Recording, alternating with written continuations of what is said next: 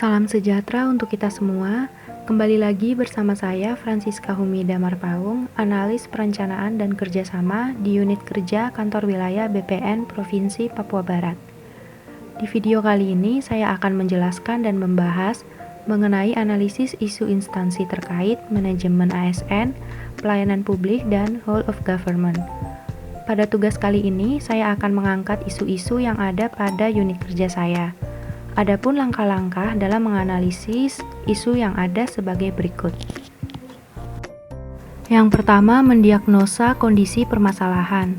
Terdapat 3 masalah yang terkait dengan manajemen ASN, pelayanan publik, dan whole of government atau WOG di unit kerja saya, yaitu diantaranya masalah yang pertama adalah masalah terkait manajemen ASN, yaitu pengisian absensi melalui e-office belum berjalan baik dengan kondisi saat ini, yaitu belum semua pegawai melakukan pengisian absensi melalui e-office secara rutin.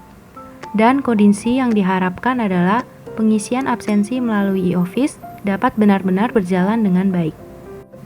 Masalah yang kedua adalah masalah terkait pelayanan publik, yaitu tuntutan masyarakat atas layanan pertanahan dengan kondisi saat ini, yaitu jumlah pengaduan masyarakat terkait pertanahan masih didominasi oleh pengaduan pelayanan, dan kondisi yang diharapkan adalah meminimalisir jumlah pengaduan terkait pengaduan pelayanan pertanahan.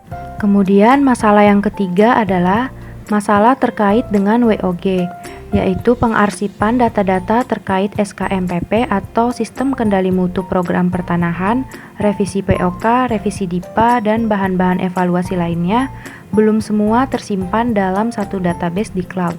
Kondisi saat ini yaitu pengarsipan secara terpusat di cloud sedang berjalan, namun belum mencapai 100%. Dengan kondisi yang diharapkan adalah pengarsipan semua data sepenuhnya dapat terpusat. Selanjutnya, pemilihan masalah prioritas menggunakan teknik analisis USG.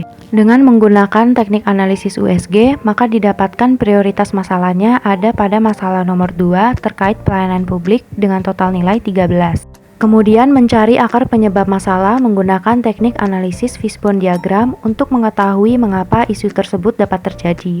Potensi permasalahan dari isu tuntutan masyarakat atas layanan pertanahan ini didasari oleh kondisi tuntutan masyarakat dalam memperoleh layanan yang terkadang masih diperlukan upaya responsif dalam pemberian layanan.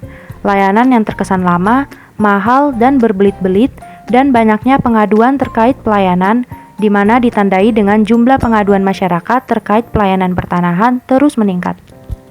Selain itu, belum terintegrasinya dan terkoordinasinya sistem pengelolaan pengaduan antar unit kerja pada Kanwil dan Kantah, belum ada sistem monitoring tindak lanjut pengaduan pada Kanwil dan Kantah, dan belum mendapat dukungan anggaran yang memadai untuk pengelolaan pengaduan. Isu ini menemui masalah teknis. Yang pertama, peraturan yang belum mengakomodir kebutuhan terkini dalam pelaksanaan tugas dan fungsi, keterbatasan sarana dan prasarana, lalu masih adanya tumpang tindih tugas dan fungsi antar unit kerja dalam pelaksanaan pengelolaan layanan pengaduan, dan terbatasnya sumber daya manusia sesuai kompetensi yang dibutuhkan.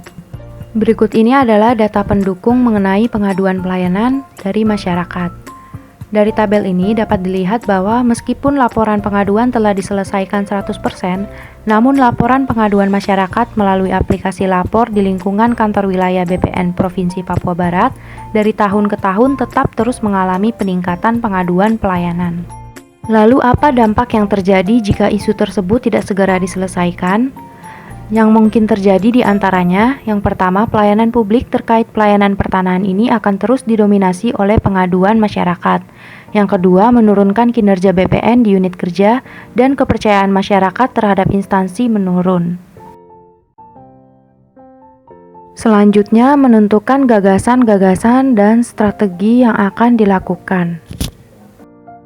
Gagasan-gagasan atau strategi yang dapat dilakukan untuk menyelesaikan isu tersebut diantaranya, yang pertama, melakukan evaluasi kinerja pelayanan secara berkala dan rutin dengan cara meningkatkan pemahaman pegawai akan peran dan fungsinya, mendorong pimpinan untuk mendukung agen perubahan, membentuk agen perubahan di semua satker, dan melakukan monitoring dan evaluasi kinerja secara berkala. Yang kedua, Perlu upaya dari aspek pengawasan untuk memastikan program kegiatan pelayanan dapat berjalan sesuai ketentuan sehingga menumbuhkan persepsi positif dari stakeholder, yaitu melalui pengukuran kinerja pengawasan diharapkan dapat secara akurat menilai kinerja satuan kerja dari parameter kualitas penanganan pengaduan masyarakat. Kemudian, memaksimalkan inovasi-inovasi pelayanan yang dilakukan. Meningkatkan kualitas pelayanan dengan memaksimalkan inovasi-inovasi pelayanan yang dilakukan. Selain itu, melalui gerakan yang mendorong satuan kerja maupun SDM yang setiap tahunnya harus menciptakan satu inovasi pelayanan publik. Sekian pemaparan singkat dari saya. Semoga pemaparan singkat saya ini dapat bermanfaat untuk kita semua, dan terima kasih sudah menonton.